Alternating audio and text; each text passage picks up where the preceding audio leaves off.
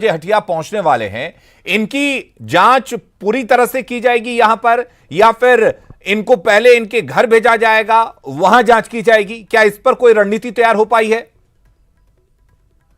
देखिए, यही बता रहा था मैं कि यहाँ स्वास्थ्य विभाग की एक आपात बैठक बुलाई गई थी और उस बैठक में यह तय किया गया है कि जितने भी पैसेंजर्स यहाँ उतरेंगे उन सभी पैसेंजर्स की यहाँ पर एक थर्मल स्क्रीनिंग होगी और थर्मल स्क्रीनिंग के साथ साथ उनके मोबाइल नंबर, उनके डिटेल, ये डिटेल तो ऑलरेडी वहाँ पर जब ये बोर्ड हुए थे ट्रेन में तब उनकी डिटेल ली गई है और एक बार फिर से यहाँ पर चलिए संतोष, आपसे हम जुड़ेंगे। हमारे साथ रघुवर दास जी जुड़े हुए हैं, पूर्व मुख्यमंत्री झारखंड के। रघुवर दास जी, एक अहम कदम इसे कहा जा सकता है कि अब यहां पर जो 1200 मजदूर हैं उनको लेकर रांची के हटिया स्टेशन पर पहुंच रही है ट्रेन।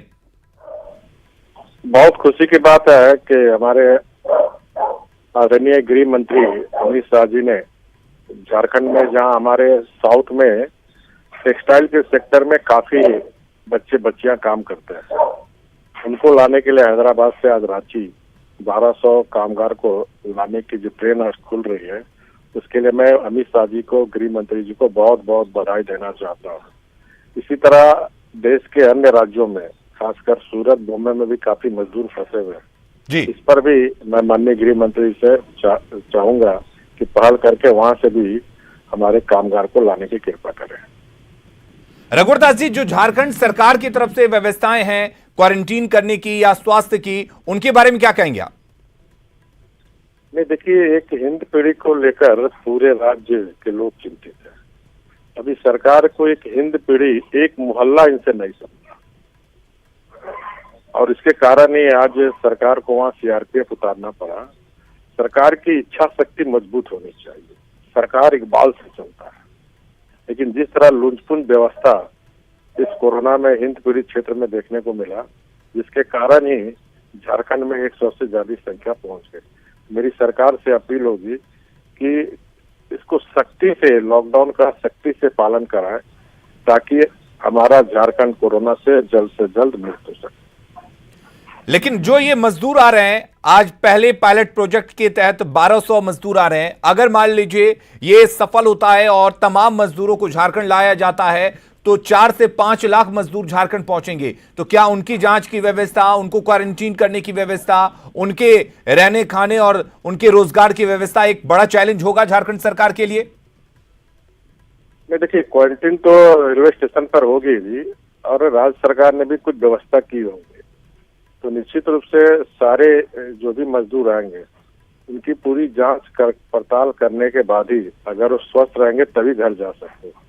अन्यथा 14 दिन सरकारी जो क्वारंटीन में है वहां रहेंगे।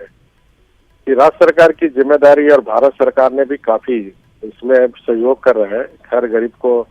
5 किलो चावल देना, दान देना। अब राज्य सरकार और केंद्र सरकार दोनों एक टीम भावना मिलकर ये जो मजदूर आ रहा है उसकी रोजी रोजगार की चिंता निश्चित रूप से करनी चाहिए। चलिए, बहुत बहुत शुक्रिया रघुवर दास जी हमारे साथ जुड़ने के लिए। तो राज्य सरकार के लिए एक बड़ा चैलेंज ये होगा कि इन तमाम मजदूरों के लिए क्या कुछ व्यवस्थाएं की जाती हैं, क्योंकि लाखों की तादाद में अगर भारत सरकार इस पायलट प्रोजेक्ट को आगे के लिए मंजूरी देती है तो ये एक बड़ा चैलेंज होगा। और हमारे साथ लगातार संतोष कुमार जुड़े हुए हैं। संतोष, यहां पर एक बड़ा चैलेंज ये भी है कि एक एक जो मजदूर आ रहे हैं उनका स्कैनिंग किया जाए, क्योंकि यही एक लापरवाही थी कि कई ऐसे मजदूर या फिर कई ऐसे लोग जो एयरपोर्ट या रेलवे स्टेशन से होते हुए पहुंचे और अपने इलाके में कोरोना फैलने की, कोरोना संक्रमण की वजह बने। तो एक एक मजदूरों की प्रॉपर स्कैनिंग हो सके, क्योंकि तेलंगाना का हैदराबाद रेड जोन में शामिल है। जी हाँ, देखिए, जो हमारे को अभी जानकारी मिली है उसके मुताबिक हटिया रेलवे स्टेशन को चारों तरफ से कॉर्डन ऑफ किया जाएगा। हटिया रेलवे स्टेशन पर जैसे ही ये ट्रेन एंटर करेगी उसके बाद ये इनके डब्बे पहले से ही बंद होंगे ताकि कोई भी, जब ट्रेन स्लो होती है उस दरमियान भी कोई उतर ना सके, इसका भी ध्यान रखा जाएगा। इसलिए ट्रेन की सारी जो ट्रेन के दरवाजे हैं उनको बंद रखा जाएगा और जैसे हटिया रेलवे स्टेशन पर यह ट्रेन रुकेगी उसके थोड़ी देर के बाद जब यह मुकम्मल कर लिया जाएगा कि ये ट्रेन यहाँ रुकी है उसके चारों तरफ कॉर्डन ऑफ किया जाएगा। जो हमारे को जानकारी मिल रही है, अभी अभी जानकारी आई है कि इसको सिक्योरिटी के चारों तरफ से कॉर्डन ऑफ किया जाएगा। कॉर्डन ऑफ करने के बाद एक एक पैसेंजर्स को बिल्कुल क्यू में करते हुए उसको क्वारंटीन सेंटर में, जो हटिया रेलवे स्टेशन पर क्वारंटीन सेंटर बनाया गया है, जहां पर उनकी जांच की जाएगी सबसे पहले, और उसके बाद वहां सेंटर पे पहले रखा जाएगा। और जो लिस्ट तैयार होगी लगभग शाम के 7 बजे तक, उस लिस्ट के मुताबिक एक एक करके इन सब को उनके जिलों में बसों के माध्यम से भेजे जाने का प्रावधान किया जा रहा है, ताकि एक भी ऐसा कोई यात्री ना हो, क्योंकि रेड जोन से आप रेड जोन में एंटर कर रहे हैं और उसके बाद यहां से आप अपने जिलों को जा रहे हैं, तो इस बात की संभावना रहती है, जैसा कि आईसीएमआर की गाइडलाइन और डब्ल्यूएचओ की जो गाइडलाइन है उसके मुताबिक अगर आप रेड जोन से रेड जोन में ट्रेवल करते हैं तो आपको एटलीस्ट 14 दिन का क्वारंटीन आपको करने की बिल्कुल इसकी व्यवस्थाएं की गई है। जानकारी हम लगातार आपसे संतोष लेते रहेंगे, आप बने रहिए हमारे साथ संजय तिवारी लगातार हैदराबाद से जुड़े हुए हैं। संजय, आपसे जानना चाहेंगे कि क्या इन सभी मजदूरों का यहां से जांच कर भेजा गया है, इनकी थर्मल स्कैनिंग की गई थी, किस तरीके से इनकी जांच की गई है? बिल्कुल अलीम, इनकी थर्मल स्कैनिंग यहाँ पर की गई थी। इनसे सिस्टम इनके माफ़ कीजिएगा, इनके लक्षण जो है वो इनसे पूछा गया था, इनके लक्षण चेक किए गए थे, इनका टेम्परेचर लिया गया था, और जब ये पाया गया कि इस तरह के कोरोना के कोई लक्षण इनके अंदर नहीं पाए जा रहे हैं और इनका टेम्परेचर जो है वो ठीक है, किसी तरह का बुखार, सर्दी, खांसी, जुकाम नहीं है, तो उसके बाद जो है इनको चिन्हित किया गया। तकरीबन 1200 जो है वो यहाँ से माइग्रेंट लेबर को तेलंगाना सरकार ने चिन्हित किया था, और उसके बाद उनको जो है वो बाकायदा बसेस से लिंगमपल्ली रेलवे स्टेशन ले जाया गया, और वहाँ लिंगमपल्ली रेलवे स्टेशन से ये स्पेशल ट्रेन सुबह 4:30 बजे रवाना हुई है। ये ट्रेन सीधे हैदराबाद से रवाना होने के बाद रास्ते में कहीं पर भी नहीं रुकेगी, इसका कोई स्टॉपेज नहीं है, सीधे हटिया, झारखंड में हटिया रेलवे स्टेशन पर जाके ये ट्रेन रुकेगी। और इस पूरे मामले को ख़ास तौर पे इस वजह से गोपनीय रखा गया, ताकि अगर इस तरह की खबर पहले से प्रचारित कर दी जाती कि माइग्रेंट लेबर को लेकर कोई स्पेशल ट्रेन यहाँ से रवाना हो रही है, तो हो सकता था कि बड़ी संख्या में दूसरे लेबर भी वहाँ पर इकट्ठा हो जाते स्टेशन पे और लॉ एंड ऑर्डर की सिचुएशन खड़ी हो जाती है। तो इस बात के लिए ख़ास तौर पे इस पूरे मामले को नहीं बताया गया, और सिर्फ उन्हीं लोगों को सूचना दी गई जिनको ये जाना था, बाकायदा उनको रेलवे स्टेशन ले जाया गया और वहाँ से ट्रेन इसको रवाना कर दी गई है। 22 कोचेस की ट्रेन है, 22 कोच लगे हैं, सारे स्लीपर क्लास के कोच हैं, कोई भी एसी कोच नहीं है उसमें, और उसमें भी कोचेस के अंदर क्वारंटीन की पूरी और सोशल डिस्टेंसिंग की पूरी व्यवस्था उसके अंदर की गई है। ये ट्रेन जो है सुबह 4:30 बजे यहाँ से हैदराबाद से रवाना हुई है। हमारी जो रेलवे सोर्सेज से बात हुई, उनका कहना है कि सिर्फ एक ही उनके पास इस तरह का रिक्वेस्ट आया था,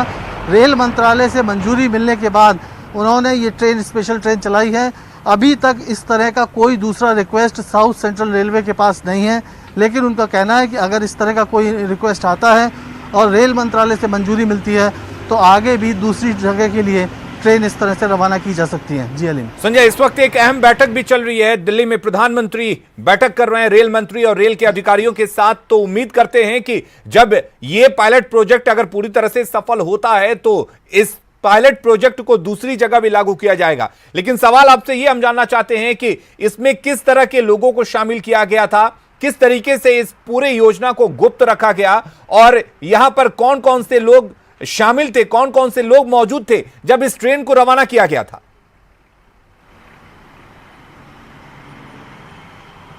दरअसल अलीम, जब जो माइग्रेंट लेबर हैं वो कहां पर हैं, उनको चिन्हित करने का काम पिछले 15 दिन से चल रहा है लगातार। उनको उस जगह पर सेटल करना, उनको खाना पानी, उनके भोजन की व्यवस्था करना, ये सरकार उनका ध्यान दे रही है। तो इस वजह से सारा रिकॉर्ड पहले से मौजूद है, एक एक व्यक्ति का नाम, वो कहाँ से आया है, कहाँ का रहने वाला है, उसका कॉन्टैक्ट नंबर, सब कुछ सरकार के पास मौजूद है। जितने लेबर्स से सरकार संपर्क कर पाई है उनके सारे रिकॉर्ड उसके पास पहले से मौजूद थे। उसी दौरान सरकार ने ये भी पता कर लिया था कि क्या कौन कौन लोग जो है वो अपने घर वापस जाना चाहते हैं, किसी भी हालत में यहाँ से निकलना चाहते हैं। तो ऐसे लोगों को, उनमें से 1200 लोगों को चिन्हित करके झारखंड के लिए पहली ट्रेन रवाना हुई है। छत्तीसगढ़ के, उड़ीसा से, उत्तर प्रदेश से, बिहार से, राजस्थान से बहुत सारे माइग्रेंट लेबर, तकरीबन ऐसा माना जा रहा है कि 2 लाख के आसपास